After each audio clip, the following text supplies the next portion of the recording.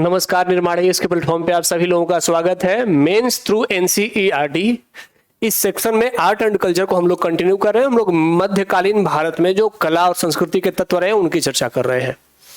अभी अभी UPSC mains का एग्जाम हुआ है, पेपर 1 आप लोगों ने देख ही लिया होगा। इसमें जो प्रश्न पूछा गया है एक सल्तनत काल से, सल्तनत काल के आर्किटेक्चर को लिंक करके, ये मैंने पीछे भी चर्चा करी थी कि जब यूपीएससी अब वैसे प्रश्न पूछ रहा है जो कि सामान्य रूप से जो हम लोग बेसिक तरीके से पढ़ते हैं बेसिक किताबों में, अब उससे थोड़ा हट करके आगे आकर के अप्लाइड टाइप का प्रश्न पूछ रहा है। जैसे एक प्रश्न उसने पूछ लिया कि भारतीय आर्ट एंड कल्चर का भारतीय ज्योग्राफी से, भारतीय भूगोल से क्या लिंक है। एक प्रश्न ये है। तो ऐसे ही प्रश्न जो यूपीएससी पूछ रहा है उसके लिए एनसीईआरटी जो है वह एक गाइड बुक है।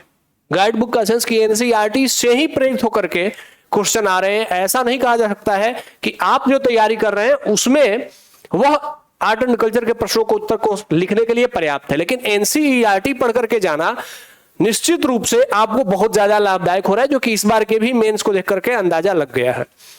आप लोगों ने एनसीईआरटी को कभी अगर सीरियस होकर के मेंस के लिए आर्ट एंड कल्चर को सीरियस होकर के नहीं पढ़ा है तभी आपको ऐसी चुनौती हो रही है, वरना इस बार के प्रश्न तो और बता रहे हैं कि अगर आप एनसीईआरटी अच्छे से पढ़े हुए हैं तो फिर आप इस बार के आर्ट एंड कल्चर के प्रश्नों को आसानी से करने में सफल हो सकते थे। ठीक है, तो हम लोग मध्यकालीन भारतीय कला के तत्व को देख रहे थे, जिसमें कि हम लोगों ने पिछले क्लास में कुछ स्थापत्यकालीन मुगल कालीन स्थापत्यों को देखा।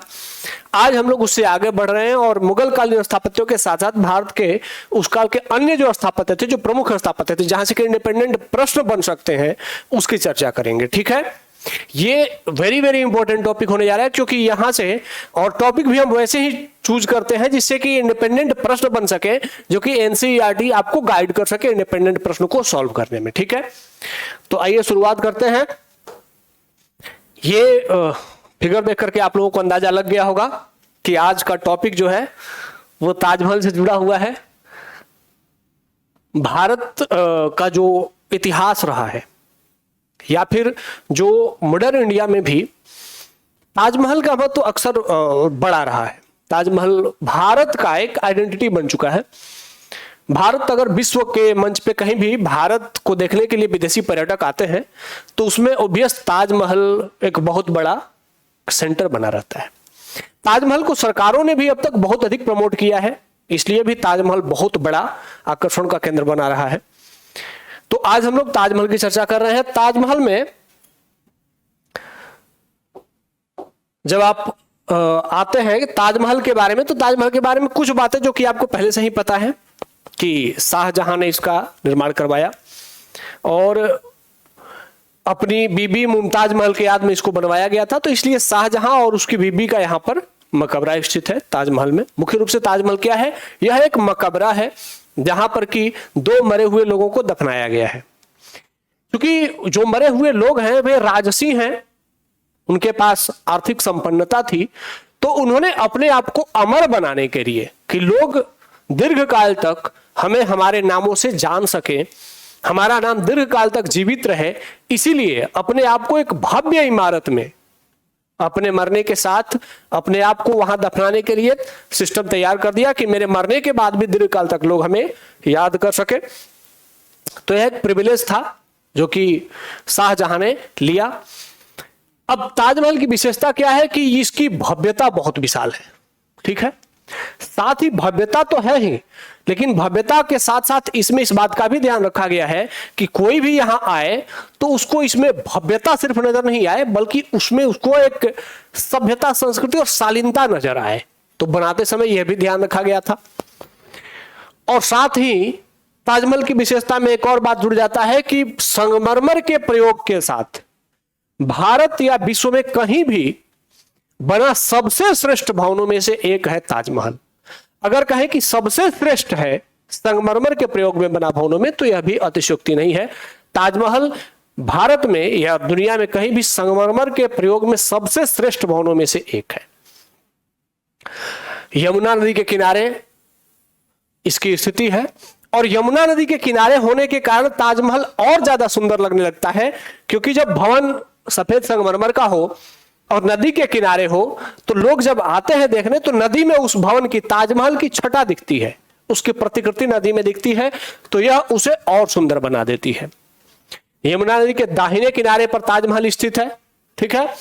और कहा जाता है कि जहां ताजमहल है आज, वहां बाएं किनारे पर, यमुना नदी के दाएं किनारे पर ताजमहल है, लेकिन बाएं किनारे पर कुछ वर्तमान में तो कुछ खंडहर सा है, लेकिन पहले कहा जाता था कि वहां पर पहले एक बहुत बड़ा बगीचा होता था।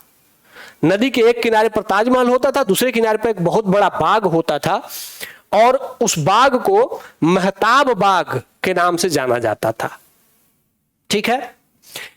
जो ताजमहल है इसको चार बाग शैली में बनाया गया है। चार बाग शैली का मतलब है, चार बाग शैली का मतलब है कि एक भवन है ये,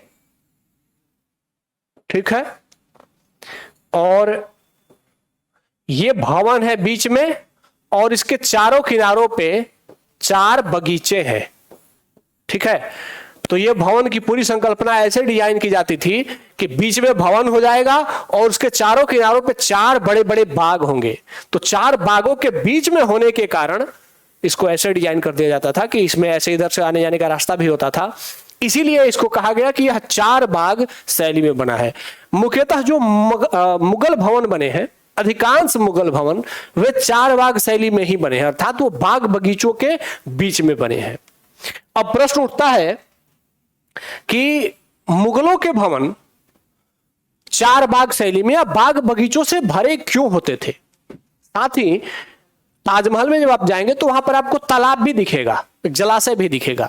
तो ऐसा क्यों था कि ये जो इस्लामिक भवन बने इनमें बाग बगीचों की संख्या बहुत अधिक रही, या बाग बगीचों के बीच इन्हें बनाने का प्रयास किया गया। तो इसका अगर आप लोगों ने सोचा होगा कभी, तो जो ये इस्लामिक आक्रांता थे वे सेंट्रल एशिया से आए थे, अरब से आए थे, तुर्की से आए थे। तो उन क्षेत्रों में ऐसे जो भारत में पेड़ पौधे दिख जाते हैं, बाग बगीचे दिख जाते हैं, उन क्षेत्रों में नहीं होते थे, ठीक है। साथ ही वहां पर पानी का भी अभाव था। तो इसीलिए इन्हें अगर कहीं पेड़ पौधा दिखता था तो ये उन्हें बड़ा ही रिस्पेक्ट के साथ कि अरे चलो पेड़ दिखा, यहां पे तालाब दिख गया, तो ये चाहते थे कि इनके भवन के निकट ही तालाब और पेड़ पौधे बहुत अधिक रहे, ताकि ये जो रेगिस्तान की जो गर्मी थी उसका ये अनुभूति करते थे कि उससे बचे रह सके। इसीलिए भारत में जब आए तो इन्होंने देखा यहां तो हर जगह हरा भरा है। तो लेकिन यह दिमाग में इनके था कि एक ऐसी शैली डेवलप होनी चाहिए, हमारा भवन ऐसा होना चाहिए जिसके आसपास बाग हो और तालाब भी हो, ताकि वो रेगिस्तान के धूल से हम बच सके। हालांकि भारत में धूल तो था नहीं, लेकिन इनके दिमाग में ऐसा था। तो वो ऐसा एक प्रतिकृति इनके दिमाग में रहा, जो भारत में जब भी इन्होंने कोई आर्किटेक्चर बनाया तो उसमें इस बात का ध्यान रखा कि बाग बगीचे आसपास हो और उसके बीच में तालाब जरूर हो। तो वो चीज हमें ताजमहल में भी देखने को मिल जाती है। एक बहुत बड़ा विशाल द्वार है ताजमहल का। ताजमहल का फोटो जब भी हम देखते हैं हम सामान्य रूप से ऐसा ही देखते हैं, ये ताजमहल है। ताजमहल ये पूरा पर्याप्त ताजमहल नहीं है, यह ताजमहल का मेन बिल्डिंग है। इसके साथ ताजमहल के साथ और एक बहुत बड़ा गेट भी है, जो कि अक्सर हमें नहीं दिखता है। जैसे अगर आप लोगों को ताजमहल का गेट देखना हो तो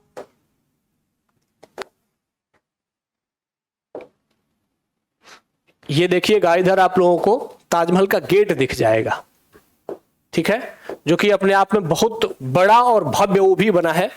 चूंकि ताजमहल से जुड़ा हुआ है इसीलिए उसकी भव्यता भी बहुत बड़ी है, ताजमहल के जैसा ही भव्य है।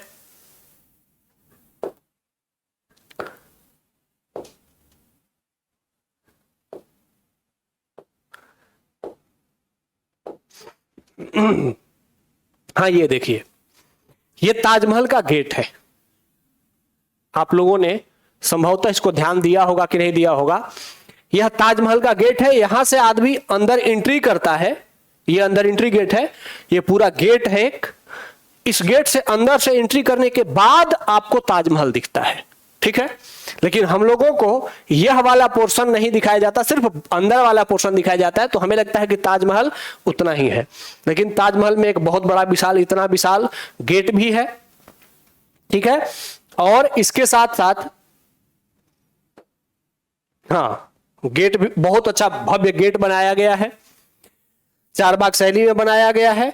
इस बात का ध्यान भी रखा गया है कि वहां पर बाग के बीचों बीच एक ऐसा सीधा मार्ग है, बाग के बीचों बीच एक रास्ता है जो कि ताजमहल के जब हम गेट में एंट्री करते हैं तो गेट के एंट्री के बाद से दोनों साइड में बाग होते हैं और फिर एक बीच में रास्ता होता है, उसी से आगंतुक ताजमहल की ओर जाते हैं।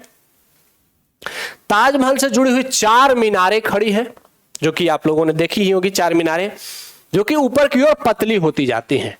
तो आप सभी को पता है कि भारत में स्तंभ, जो भारतीय स्तंभ थे, उन्हीं स्तंभों से प्रेरित होकर के भारत में मीनार की संकल्पना भी मध्यकाल में विकसित हुई। मीनार वैसे तो इस्लामिक ढांचा है, लेकिन यह स्तंभ का ही एक प्रतिरूप है जो कि अशोक के स्तंभ से संभवतः कहा जा सकता है कि प्रेरित था। ठीक है। ताजमहल की जो ऊंचाई है वह 132 फुट है। ये याद करने वाली बात है कि ताजमहल की जो हाइट है वो 132 फुट है। अगर आप ये फैक्ट अपने आंसर में लिखते हैं तो एग्जामिनर को जरूर लगेगा कि इस लड़के ने काफी डेप्थ में जाकर के इन चीजों का अध्ययन किया है। ठीक है। और चोटी पर एक गोलाकार गुंबद है, जो कि आप लोगों को अक्सर दिख ही जाता होगा कि ताजमहल के चोटी पर एक गोलाकार गुंबद है। ये गोलाकार गुंबद आप लोगों को दिख रहा होगा। 4 अलग अलग मीनारें हैं। ठीक है, दिख रही होंगी। ये भी ध्यान रखा गया है कि ये सफेद संगमरमर जो है उनसे जड़ी हुई कब्रगाहें, जो कि पश्चिम की ओर एक लाल बलुई पत्थर से बनी मस्जिद, तो जो अंदर क्या है, ये कब्रगाह है। जो कब्रगाह भी है वह भी सफेद संगमरमर से बना हुआ है। ये आप लोगों ने अभी देखा था जब हम कब्रगाह देख रहे थे, तो इसमें कब्रगाहें कुछ दिख रही थी जो कि सफेद संगमरमर से बनी है। देखिए ध्यान से, ये ताजमहल के अंदर की कब्रगाह है। ठीक है, कब्र है ये। पहले एक चबूतरा है, कब्र का चबूतरा है, उसके ऊपर ये ऐसा ढांचा तैयार किया गया है कब्र का। ये एक कब्र है, ये दूसरी कब्र है।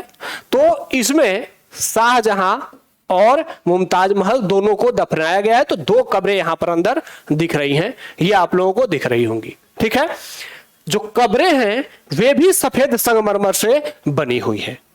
ये ताजमहल में, और लोग इसको भी वहां जाते हैं तो देखते हैं। हालांकि अब तो इसको अंदर से बंद कर दिया गया है, लेकिन ये एक प्रमुख सेंटर हुआ करता था अट्रैक्शन के लिए। यहां ध्यान रखना है कि यहां पर एक अंदर, ताजमहल के अंदर ही एक मस्जिद भी बनवाई गई है, क्योंकि जब भी कोई इस्लामिक इमारत होती है तो वहां पर मस्जिद संभवतः बनाई ही जाती है। तो ताजमहल के अंदर भी एक मस्जिद बनाई गई है। और ये जो वहां पर संगमरमर का प्रयोग किया गया है ताजमहल में, वे संगमरमर कहां से आए हैं, तो राजस्थान का जो मकराना का खान है वहां से सफेद संगमरमर को ला करके ताजमहल बनवाया गया था। ठीक है, इमारत जो ताजमहल की बनावट है वो वर्गाकार है, वर्ग के आकार में है, और टोटल 186 फुट इसकी ऊंचाई है ताजमहल की। सुंदरता के साथ ध्यान में रखा गया है कि दीवारों और मकबरों के पत्थर पर पीले संगमरमर, जेड और जैस्पर की जड़ाई का काम, मतलब संगमरमर की जड़ाई किया गया है दीवारों पर। और साथ ही कहीं चौपड़ और पच्चीकारी, चौपड़ और पच्चीकारी का मतलब होता है, ये देखिए ये सुंदर डिजाइनिंग की गई है दीवारों पर, इसी को पच्चीकारी कहते हैं। तो चौपड़ और पच्चीकारी का ध्यान रखा गया है। साथ ही ज्यामितीय डिजाइनें बनी हुई हैं। अब ये देखिए, ये ऊपर ज्यामितीय डिजाइनें हैं। ठीक है, और ये जो कुरान की आयतें लिखी गई हैं दीवारों पर कुरान की आयतें लिखी गई हैं, इसे अरबस्क कहते हैं। अरबस्क, अरबस्क का मतलब होता है अरबी भाषा में लिखी गई कुरान की आयतें। तो ये ताजमहल की दीवारों पर अरबस्क शैली में लेखन भी किया गया है, सुलेखन है, सुंदर सुंदर भाषा में, सुंदर सुंदर लिपि में कुरान की आयतें भी दीवार पर लिखी गई हैं। ठीक है, तो ये जो सुंदरताएं हैं, ये सब जो चीजें हैं, ये ताजमहल की सुंदरता में और 4 चांद लगा देती हैं, ये ताजमहल को और अधिक सुंदर बना देती हैं। अब ये देखिए ताजमहल है, ये सुंदर सा, यहां बीच में दीवारों के बीच खूब सुंदर, देखिए ध्यान से, थोड़ा बड़ा करता हूं मैं, ये देखिए गेट है, सुंदर सुंदर जालियां बनी हुई हैं। चारों तरफ जालियां बनी हुई हैं, ठीक है। और इन्हीं के बीच में, यहां पर काफी अच्छा क्लीन दिख नहीं पा रहा है, इन्हीं के बीच में कुरान की आयतें भी दीवारों पर खुदी गई हैं, ठीक है। तो इस बात का ध्यान रखा गया है ताजमहल बनाते समय कि यहां पर, हां, दीवारों पर पेंटिंग भी की गई है। ये गेट है उसका, ये मीनार है एक, ठीक है। दूर से व्यू ऐसा दिखता है, ये देखिए पानी का फाउंटेन है और दोनों साइड से बगल से जाने का रास्ता होता है। ये अंदर की बनावट है, सजावट है, दिखाया गया है। कब्र है, अलग से सुंदर ये कब्र दिख रही है। वहां पर कब्र तहखाने में है। ये ऊपर का गुंबद है। यहां देखिए, शायद आप लोगों को अब दिख जाए, यहां पर थोड़ा मैं बड़ा करता हूं, ये गुंबद है। यहां पर देखिए, ये सभी अरबी भाषा में कुरान की आयतें लिखी गई हैं। सभी अरबी भाषा में कुरान की आयतें दीवारों पर लिखी गई हैं, ठीक है। ये कुछ ज्यामितीय डिजाइन की गई हैं और नीचे अरबी भाषा में कुरान की आयतें लिखी गई हैं। तो इस तरीके से अरबी भाषा में इसको डिजाइन करके और खूब सुंदर बनाने का प्रयास किया गया है। देखिए सुंदरता दिख रही है आप लोगों को। मुझे उम्मीद है कि ये देखिए फूल पत्तियां दीवारों पे डिजाइन की गई हैं अच्छे से। ये ऊपर का गुंबद है, गुंबद के ऊपर की बनावट है जिसमें कि चांद और ये स्टार लगा करके ये इस्लामिक संरचना के रूप में इसको दिखाया गया है। और खूब सुंदर सुंदर सजावट, ये देखिए जाली का काम कितना सुंदर किया गया है। सुंदर सुंदर जालियां बनी हुई हैं डिजाइन के साथ। ये यहां पर आप लोगों को अरबस्क अब शायद दिख रहा होगा, ठीक है। दीवार के ऊपर ये अरबी भाषा में लेखन किया गया है, कुरान की आयतें लिखी गई हैं, इसी को अरबस्क कहते हैं, ठीक है। तो खूब सुंदर सजावट, वैसी ही सुंदर लिपि के साथ इसको और अच्छा बनाने का प्रयास किया गया है, ठीक है। अब आते हैं कि एक प्रश्न बन जाता है ताजमहल से। प्रश्न लिखिएगा,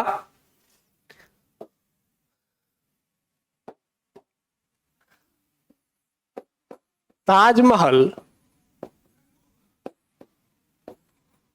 मध्यकालीन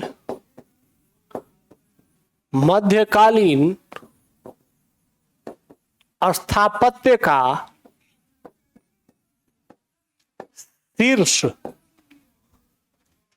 प्रदर्शित करता है। ताजमहल मध्यकालीन स्थापत्य का शीर्ष प्रदर्शित करता है, स्पष्ट करें। अब यह प्रश्न जो है, प्रश्न को पहले समझना भी जरूरी होता है कि ताजमहल मध्यकालीन स्थापत्य का शीर्ष प्रदर्शित करता है। इसका मतलब यह नहीं है कि इस प्रश्न में सिर्फ ताजमहल की चर्चा करनी है, ठीक है। प्रश्न कह रहा है कि ताजमहल मध्यकालीन भारत का, यह ध्यान रखना है, मैं प्रश्न भी बताते, मध्यकालीन स्थापत्य का। प्रश्न को तोड़ना कैसे होता है यह भी जानना बहुत जरूरी होता है। तो मध्यकालीन स्थापत्य से ताजमहल की तुलना भी करनी है, तुलना भी है। तुलना में मध्यकालीन स्थापत्य तो बहुत सारे होंगे, तो किससे तुलना की जाए? तो जो मध्यकाल के प्रमुख स्थापत्य रहे होंगे, जो शीर्ष जिनकी चर्चा होती है, उनसे मध्यकालीन स्थापत्यों से ताजमहल की तुलना करनी है और फिर ताजमहल की विशेषता अलग से बतानी है कि ताजमहल इन इन तत्वों के कारण बाकी से विशेष है। तो यह प्रश्न आपसे हो सकता है संभावित पूछ लिया जाए, ठीक है। तो आप ऐसे प्रश्नों के लिए तैयार रहेंगे। अब आइए आगे बढ़ते हैं। अगला भवन ये जो दिख रहा है आप लोगों को, यह है गोल गुंबज। आप सभी जानते हैं कि बीजापुर कर्नाटक में गोल गुंबज है। गोल गुंबज भारतीय स्थापत्य का एक, दक्षिण भारतीय स्थापत्य में इस्लामिक स्थापत्य का और मध्यकालीन स्थापत्य का एक बहुत बड़ा प्रतीक माना जाता है। इसीलिए गोल गुंबज से भी हो सकता है कि स्वतंत्र प्रश्न यूपीएससी पूछ ले। गोल गुंबज के बारे में हम सभी जानते हैं कि यह कर्नाटक के बीजापुर जिले में स्थित है और आदिल शाही राजवंश, गोल गुंबद में जो बीजापुर के आदिल शाही राजा हुआ करते थे, उनके सुल्तान होते थे मोहम्मद आदिल शाह, 1626 से 56 तक थे। और गोल गुंबद है क्या? इन्हीं मोहम्मद आदिल शाह का मकबरा है। अब ये मकबरा इनका है, मतलब मरने के बाद इनको यहां दफनाया गया है, लेकिन जो मध्यकालीन सुल्तान होते थे उन्हें अपने बच्चों पर भरोसा नहीं होता था। उन्हें लगता था कि उनके मरने के बाद संभवतः या मरने से पहले ही उन्हें मार करके या उनको हटा करके रिप्लेस करके उनके जो पुत्र होंगे वो उन्हें भगा देंगे या मार देंगे। तो फिर उनके साथ उनका जो यादें हैं, जो उनका इतिहास है, वह दफन हो जाएगा। इसीलिए वे अपने जीते जी ही जब राजा होते थे, शासक होते थे, तभी अपने मरने के बाद के लिए एक बहुत बड़ा भव्य क्या बना देते थे, मकबरा बना देते थे। तो यह भी मोहम्मद आदिल शाह सुल्तान ने भी अपने जीवन काल में ही इस गोल गुंबज को बनवाना शुरू कर दिया था। ठीक है, गोल गुंबज में बहुत सारी इमारतें हैं। एक तो मुख्य इमारत है जो कि गोल गुंबज जाना जाता है, उसके साथ साथ वहां पर और भी, जैसे उसका दरवाजा अलग है, विशाल दरवाजा है, एक नक्कार खाना है, एक मस्जिद है और एक सराय भी है। तो गोल गुंबज में इतनी सारी चीजें हैं, एक बहुत बड़ा दरवाजा, एक नक्कार खाना, एक मस्जिद और एक सराय जिसमें कि लोग आकर के रुके। ये सब चीजें वहां पर बनाई गई हैं। जो गोल गुंबज है यह एक विशाल वर्गाकार भवन है जिस पर गोलाकार ढोल रखा हुआ है और उसी ढोल के ऊपर एक गुंबज टिका हुआ है, इसीलिए उसे गोल गुंबज कहा जाता है। मुख्य रूप से बेसाल्ट पत्थरों से बना हुआ है गोल गुंबज। अगर आप लोगों ने गोल गुंबज देखा होगा तो ये रहा गोल गुंबज। संभवतः आप लोगों ने इसको फोटो में देखा होगा या अगर कभी दक्षिण भारत में घूमने गए होंगे तो आपने वहां पर देखा होगा। ये गोल गुंबज है, दिख रहा है, 4 गोल है। लेकिन ध्यान ये रखना है कि गोल गुंबज अपने आप में पूर्ण नहीं है। जब सुल्तान आदिल शाह इसको बनवाना शुरू किए थे तो वे इसको अभी पूरा करवाते, इसके पहले ही उनकी मृत्यु हो गई थी। तो वो पूरे इस गोल गुंबज को बनवा नहीं सके। बाद में इनके वंशजों ने इसको कुछ बनाने का प्रयास किया। वर्तमान संरचना ऐसी है और इसका जो लेआउट है, जो डिजाइनिंग है, वो ऐसे किया गया है। ये देखिए कि चारों कोनों पे 4 स्तंभ है। ठीक है, बीच में ये गुंबद है और यह मुख्य भूमि या मुख्य गेट है जिससे कि गोल गुंबज में एंट्री किया जाता है। तो ऐसे डिजाइन करके उसको बनाया गया है। अंदर से ये आपको संरचना बाहर से दिख रही होगी। बहुत विशाल ये गुंबद है, बहुत बड़ा गुंबद है, दिख रहा होगा ये डिजाइन इसका। अंदर से ऐसा दिखता है।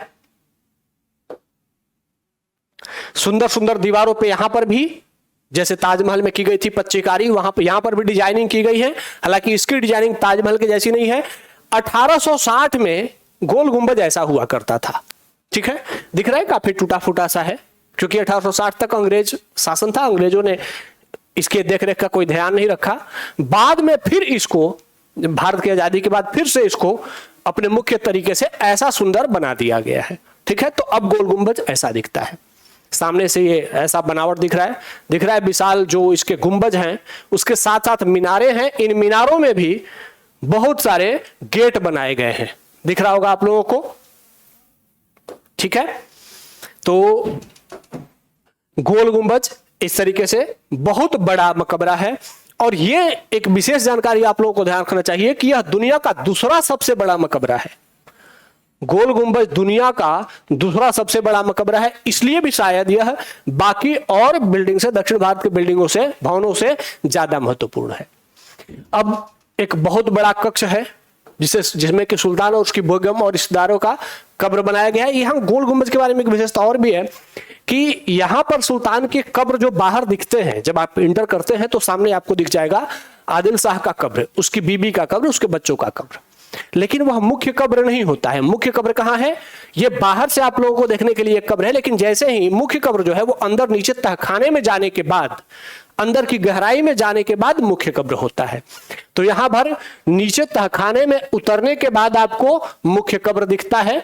ठीक है, और यह भी ध्यान रखना है कि यह इसमें एक डिजाइनिंग, एक बहुत जबरदस्त साउंडिंग सिस्टम है। साउंडिंग सिस्टम का मतलब कि इसको ऐसे डिजाइन किया गया है कि कोई व्यक्ति अगर फुसफुसाता भी है, बहुत धीरे भी बोलता है, तो भी इसका इको इतना तेज आवाज करता है कि आपका फुसफुसाहट कम से कम 8-10 गुना तेज आवाज में वहां पर गूंजने लगता है। तो इसको ऐसा डिजाइन किया गया है कि धीरे से बोली गई या फुसफुसाई गई आवाज भी कई गुना तेज हो जाती है और उसकी प्रतिध्वनि भी, उसका इको साउंड भी बार बार आपको सुनाई देता है। तो ये सब डिजाइनिंग करने में भारतीय कलाकार कितने एक्सपर्ट थे, इस बात का अंदाजा लगाया जा सकता है।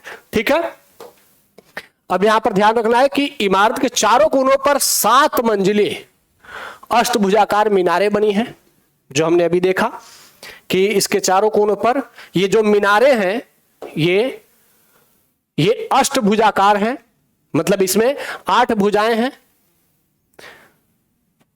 ठीक है, यहां पर ये अष्टभुजाकार मीनारें हैं और 7 मंजिल हैं, 1 2 3 4 5 6 और 7 मंजिल मीनारें हैं। और ये जो अष्टकोणीय आकार में ये मीनारें डिजाइन की गई, जो ताजमहल की मीनारें थी वो गोलाकार थी, लेकिन ये जो मीनारें हैं ये अष्टकोणीय आकार में डिजाइन की गई है। ठीक है, और यहां ध्यान ये भी रखा जाता है कि गुंबज के ऊपर तक पहुंचने के लिए सीढ़ी का काम भी करती हैं। इन मीनारों के अंदर से सीढ़ी भी है, जिससे कि गोल गुंबज के ऊपर पहुंचा जा सके। इसको जो बनाया जा रहा था, तो बनाते समय यह ध्यान रखा गया है कि इसमें तैमूरी, मतलब जो मुगल आर्किटेक्चर है, जो कि तैमूर लंग से प्रेरित होकर के जो तैमूर का आर्किटेक्चर था वहां से, और फारसी डिजाइन, इन दोनों का मिश्रण करके और फिर गोल गुंबज को डिजाइन किया गया है। तो गोल गुंबज में तैमूरी और फारसी दोनों शैलियों का मिश्रण करके इसको डिजाइन किया गया है। इसमें भारतीय शैली नहीं है, यह मुख्य रूप से इस्लामिक शैली है। इसमें भारतीय शैली के नाम पर सिर्फ इसके जो पत्थर और जो चीजें लगी हुई हैं, जो सामान यूज किया गया है, सिर्फ वही भारतीय है, बाकी इसमें कुछ भी भारतीय शैली का प्रयोग नहीं किया गया है। ठीक है, अगली जो बिल्डिंग है, अगली बिल्डिंग है जामा मस्जिद। अब गोल गुंबज के बारे में एक प्रश्न जो चर्चा में आ सकता है संभवतः,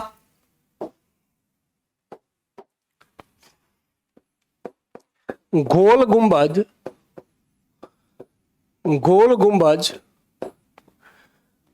दक्षिण भारतीय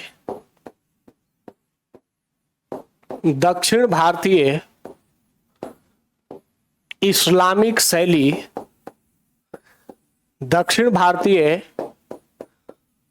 इस्लामिक शैली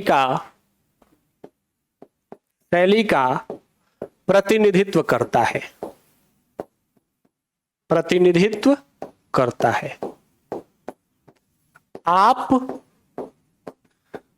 आप इस कथन से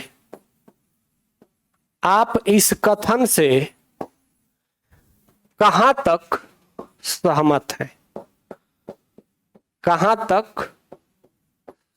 है? अब यहां पर जो हम लोगों ने चर्चाएं करी, उसी के आधार पर इस प्रश्न का उत्तर देना है।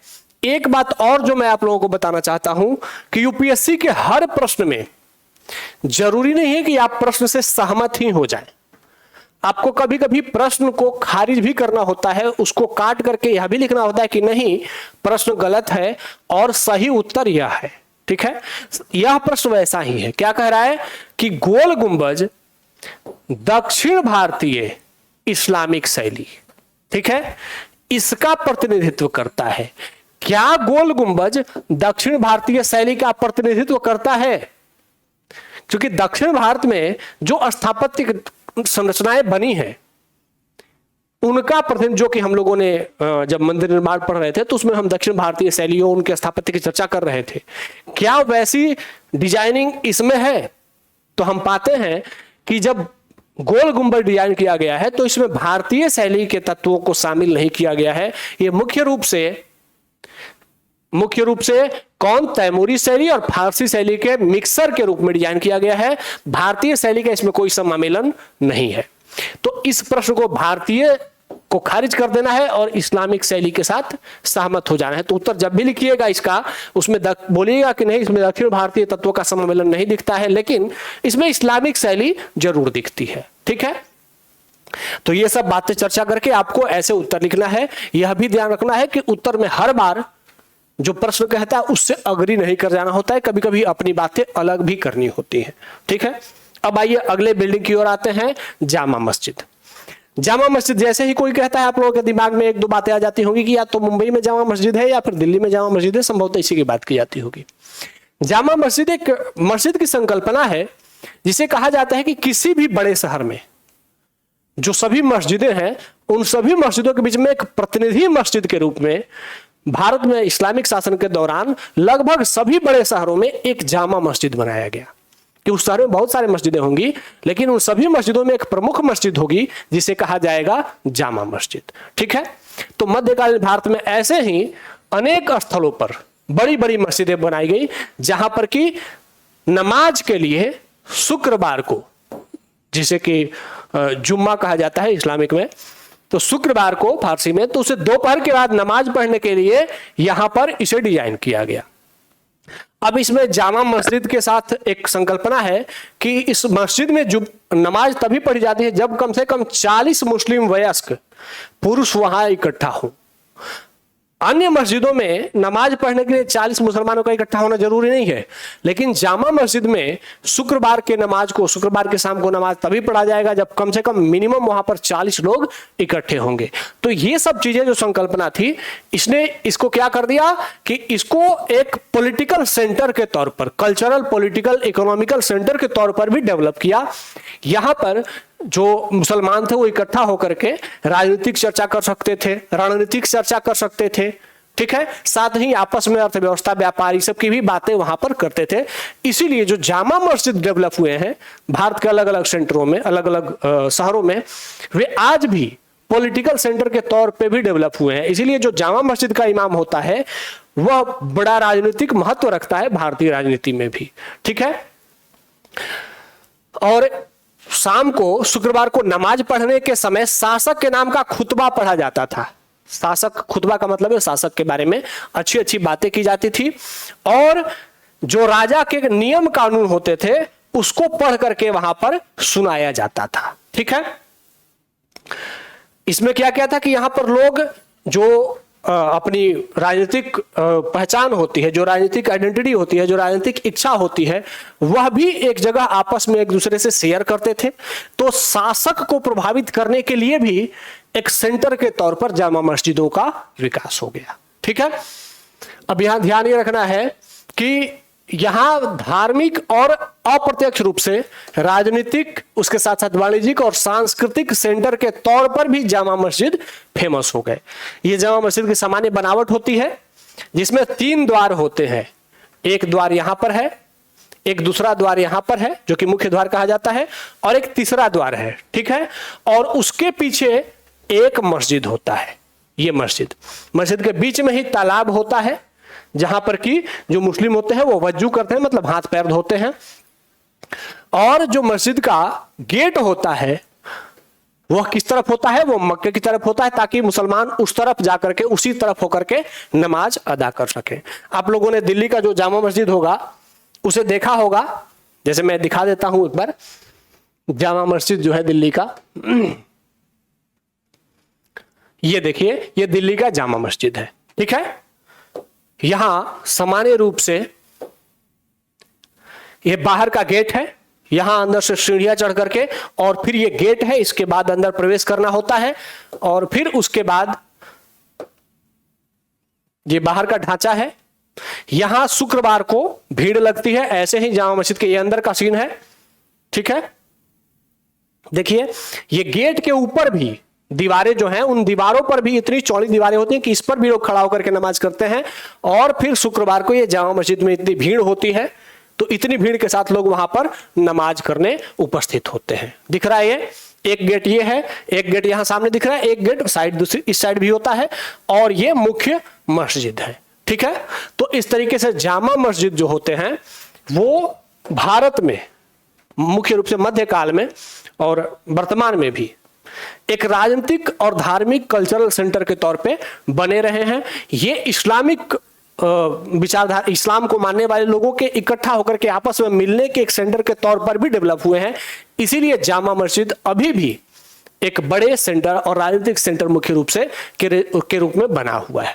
जो दिल्ली के जामा मस्जिद के इमाम होते हैं उनका राजनीतिक पैठ बहुत ज्यादा होता है, जो मुसलमान होते हैं उनकी बातों को सुनते हैं, इसीलिए वे राजनीति में भी बहुत बड़ी भूमिका निभाते रहते हैं। ठीक है, तो यहां से एक प्रश्न हो सकता है, प्रश्न ये हो सकता है, ध्यान से इस प्रश्न का उत्तर लिखिएगा ये सांस्कृतिक प्रश्न है, आर्ट एंड कल्चर में से कल्चर के सेक्शन का, कि भारतीय राजनीति में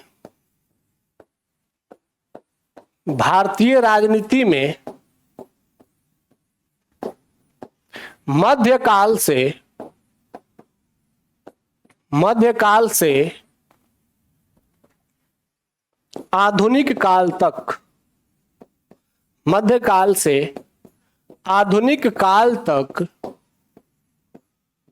अनेक मस्जिदों की भी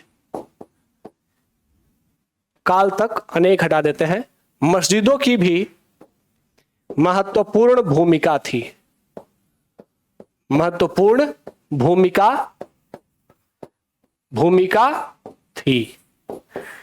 कैसे? स्पष्ट करें। तो अब आप लोगों को क्या करना है, इस प्रश्न में क्या करना है कि जो मुख्य रूप से जामा मस्जिद जो रहे हैं, और दिल्ली में जो भी इस्लामिक शासक होता था, चाहे वो सल्तनत का हो या फिर मुगल का हो, वे अपने सबसे पसंदीदा व्यक्ति को उसे दिल्ली का काजी नियुक्त करते थे, और वही मुख्य रूप से जामा मस्जिद का हेड भी हुआ करता था। तो वह काजी होता था, मतलब कि न्याय प्रणाली का हेड होता था, राजा के बाद उसका कद होता था, और वही इस मस्जिद का क्या होता था, इमाम भी होता था।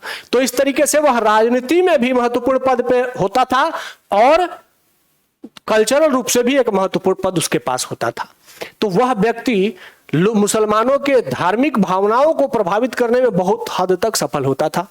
फिर अगर ऐसे प्रश्न आ जाते हैं तो इसको आप मॉडर्न इंडिया की पॉलिटिक्स में भी दिल्ली के जामा मस्जिद की भागीदारी या उनके जो इमाम रहे उनकी भूमिका को दिखा करके एक्सप्लेन कर सकते हैं। ठीक है, मध्यकालीन मुगल काल में कैसे कैसे शासकों को प्रभावित करने में इन मस्जिदों की भूमिका क्या थी, कैसे शासकों ने इन मस्जिदों का प्रयोग करके अपनी राजनीतिक विचारधारा को लोगों तक पहुंचाने का भी प्रयास किया, और अकबर के समय में जो विद्रोह हुए उन विद्रोहों में भी इन जामा मस्जिद की बहुत बड़ी भूमिका रहा करती थी। ठीक है, तो इस तरीके से हमने मध्यकालीन कुछ प्रमुख इमारतों की जहां से कि इंडिपेंडेंट प्रश्न पूछे जा सकते हैं उनकी चर्चा करी।